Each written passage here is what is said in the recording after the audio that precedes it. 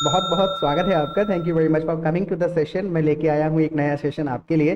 देखिए, सबसे ज़्यादा समस्या आती है स्टोरी टेलिंग में। जब किसी व्यक्ति से क्वेश्चन पूछ लिया जाता है और उसको पूरी सिचुएशन को जब बयान करना पड़ता है, वहां पर अक्सर लोग अटकते हैं, क्योंकि I am fine, I am good, I live in Delhi, इतना सब बोल लेते हैं। तो स्टोरी टेलिंग की हम यहाँ पर प्रैक्टिस करेंगे, और आप जब इस सेशन को पूरा देखेंगे तो आपको रियलाइज होगा कि कितना आसान है। क्योंकि whoever speaks English fast and continuously, they do nothing extra. They are just used to connecting basic small sentences together. उनको आदत है छोटे छोटे सेंटेंसेस को कनेक्ट करने की, तो उसी चीज को हम इस सेशन में सीखेंगे। बट लर्निंग टेक्स टाइम, तो थोड़ा सा स्ट्रेस लेना पड़ेगा, पेशेंस रखने पड़ेंगे। I will be sharing my screen with you.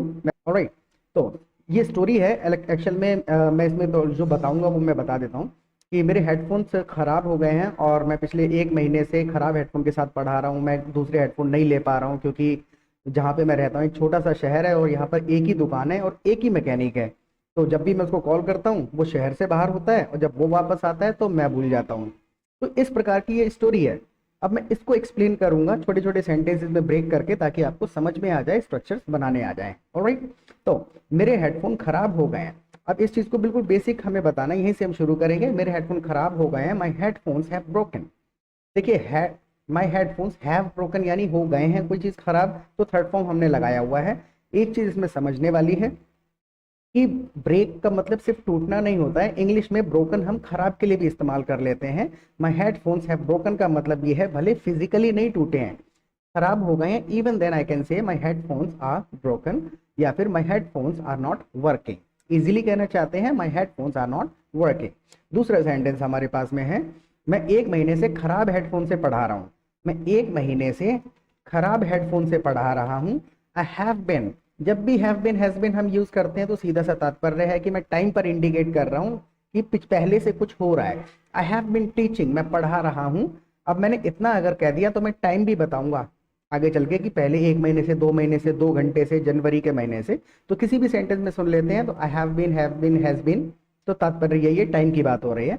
I have been teaching with broken headphones, यानी खराब हेडफोन से पढ़ा रहा हूँ।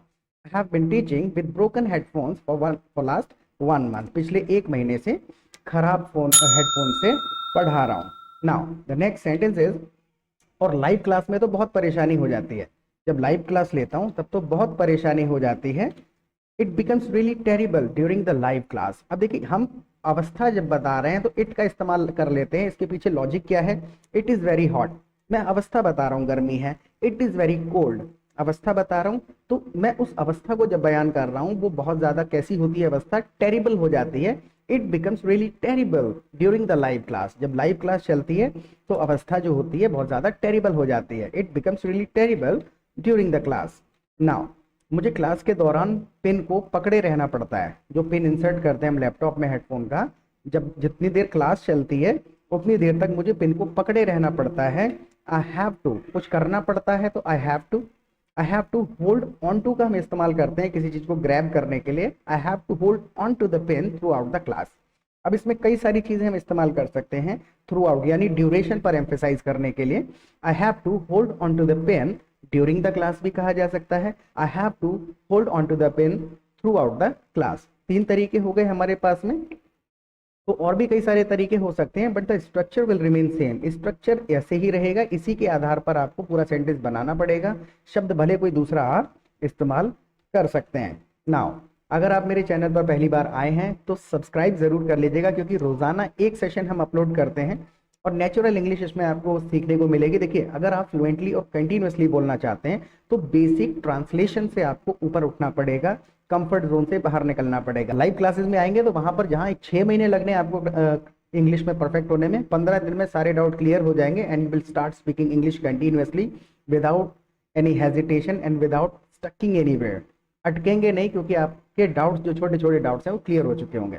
अब बहुत ज़्यादा फीस नहीं है, इट इज़ ऑलमोस्ट फ्री। अगर आपके पास बजट नहीं है तो फ्री में आइए, क्लास अटेंड करिए। ऑलराइट, हाँ, पूछोगे नहीं मैं हेडफोन क्यों नहीं खरीदता, पूछोगे नहीं मैं हेडफोन क्यों नहीं खरीदता।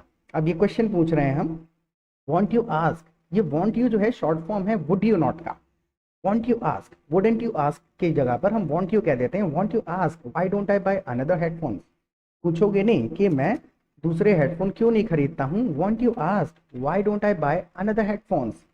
नाउ जहां मैं रहता हूं यहाँ केवल एक ही मैकेनिक है। द रीजन इज दैट कि जहां मैं रहता हूं वहां एक ही मैकेनिक है। इस सेंटेंस में हम वेयर, देयर, हियर तीनों यूज करेंगे।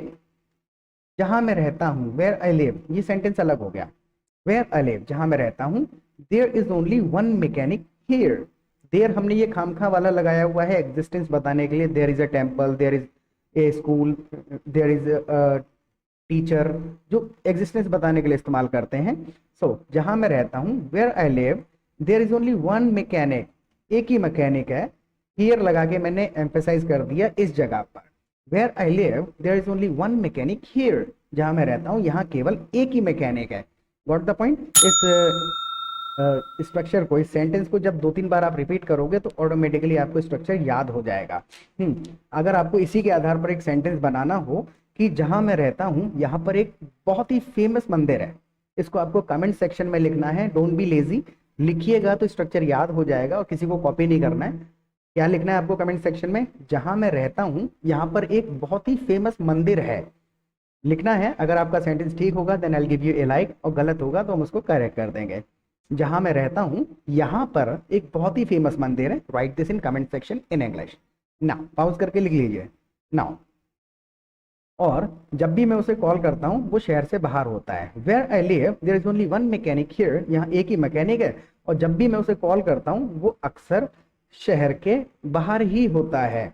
When ever I call him, when ever I call him, मैं जब भी उसको कॉल करता हूँ, वेन एवर मतलब जब कभी, when ever I call him he is always out of the city, वो हमेशा शहर के बाहर ही होता है। इसको एक बार रिपीट करिए और इसके आधार पर आपको एक सेंटेंस बनाना है। पॉज करके लिखिएगा कि जब भी मैं तुमको कॉल करता हूं तुम दुखी ही होते हो।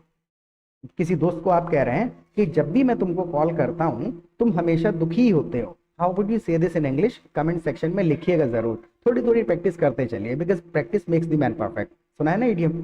नाउ द नेक्स्ट सेंटेंस, और जब वो वापस आता है तो मैं भूल जाता हूँ। यानी कि when ever I call him he is always out of the city, और जब वो वापस आता है तो मैं भूल जाता हूँ। इसलिए मैं खराब हेडफोन से काम चला रहा हूँ पिछले 1 महीने से। जब वो वापस आता है तो मैं भूल जाता हूँ। वेन ही रिटर्न्स, जब वो वापस आता है, when he returns then I forget. बिल्कुल बेसिक सा सेंटेंस था। When he returns then I forget. अब एक इसके अंदर हम नई चीज जोड़ेंगे। छोटे शहर में रहने के फायदे और नुकसान दोनों हैं। इसमें हमें दोनों पर एम्फेसाइज करना है कि छोटे शहर में रहने के फायदे भी हैं और नुकसान भी हैं। देयर आर बोथ, यानी कि अब देखिए यहां पर भी वही एग्जिस्टेंस के लिए हमने देयर का इस्तेमाल कर लिया है। देयर आर बोथ यानी दोनों हैं। किस चीज, क्या है दोनों? Advantages and disadvantages of living in a small town. There are both advantages and disadvantages of living in a small town. 2-3 बार रिपीट करके देखिए, लॉजिक स्ट्रक्चर समझ में आ जाएगा। और वैसे भी बिल्कुल इजी है, कुछ ऐसा नहीं है कि जो समझ ना आ रहा हो। ओके। और मैं ऑनलाइन मंगवाना नहीं चाहता, यानी कि जो मेरे हेडफोन्स खराब हैं, मैकेनिक चलो एक है, लेकिन मैं ऑनलाइन क्यों नहीं मंगवाता हूँ, इसका भी हम इसमें स्टोरी में ऐड करके रीजन बता देंगे। और मैं ऑनलाइन मंगवाना नहीं चाहता, and I don't want to order one online. अब देखिए हमने यहाँ पे वन इस्तेमाल किया है, and I don't want to order one online, यानी जो हेडफोन्स की यहाँ पर जो बात हो रही है मैं उसको इंक्लूड कर रहा हूँ वन करके, इस्तेमाल करके, कि इसी की बात कर रहा हूँ मैं। I don't want to order one online, इतना भी कह सकते हैं, I don't want to order online. लेकिन वन जब मैंने यूज कर लिया तो यानी कि इस पेयर की बात कर रहा हूं। I don't want to order one online. I hope समझ गए होंगे। वन एम्फेसाइज करने के लिए, जैसे किसी प्रकार से हम किसी चीज की बात कर रहे होते हैं तो हम इट का इस्तेमाल कर लेते हैं, बार बार उस चीज का नाम ना लेते हुए। तो उसकी जगह इट की जगह मैंने वन कह दिया। मैं ऐसे भी कह सकता हूं, and I don't want to order it online. मैं इसको ऑर्डर नहीं करना चाहता, लेकिन वन यहाँ पर अप्रोप्रिएट साउंड करेगा।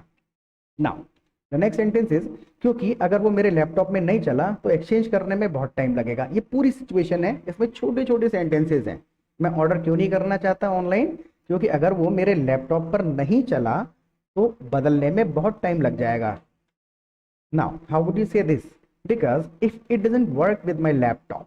देखिए भले हम फ्यूचर पे, पास्ट टेंस पे, ग्रामर पे अड़े रहेंगे, फ्यूचर बोल रहा हूँ कि नहीं चला आने के बाद तो, लेकिन यहाँ नेचुरली इसी तरीके से कह देंगे, if it doesn't work with my laptop. With की जगह आप ऑन का भी इस्तेमाल कर सकते हैं। If it doesn't work on my laptop then, अगर मेरे लैपटॉप पे नहीं चला, if it doesn't work on my laptop तो क्या होगा? Then it will take too much time to exchange it. Time लगेगा, टाइम का फॉर्मूला पता ही है, कैसे बताते हैं, it will take too much time, और किस चीज में लगेगा, to exchange it, it will take too much time to exchange it. अब इस पूरे को बोलिए, because if it doesn't work on my laptop then it will take too much time to exchange it. इसको बदलने में बहुत ज्यादा टाइम लगेगा। 2 बार रिपीट करके देखिए, बहुत ईजी लगेगा आपको। Now the next sentence is, इस सेशन को पूरा देख लीजिएगा, थोड़ा सा पेशेंस और रखने हैं, मुश्किल से 4-5 सेंटेंसेस और हैं। उसके बाद मैं आपको एक टेस्ट दूंगा, उस पूरे पैराग्राफ को आपको ट्रांसलेट करके बनाना है और कमेंट सेक्शन में लिखना है।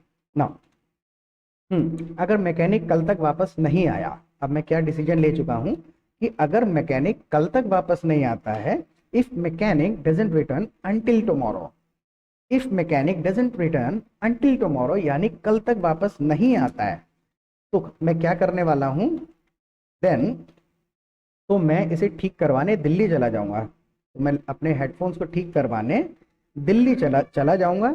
आई will go to Delhi to get it fixed.